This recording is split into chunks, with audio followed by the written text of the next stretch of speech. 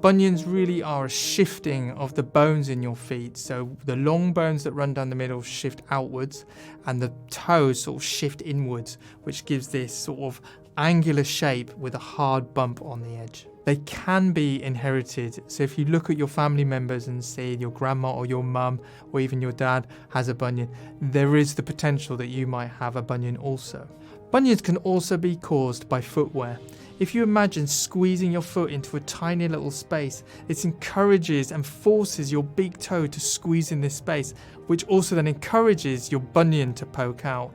This in time can cause more inflammation and more pain and encourage your bunion to become even worse.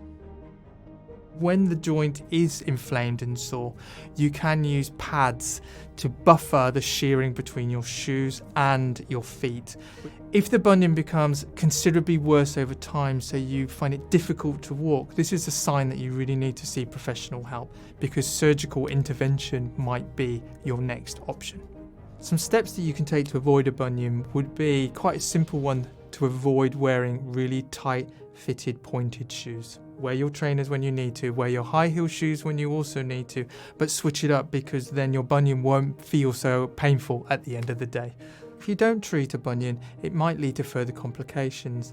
One, for example, might be a bursa that appears around the bunion. This is an inflammation sac of fluid, which is basically trying to help to protect the bunion from your shoes and your feet.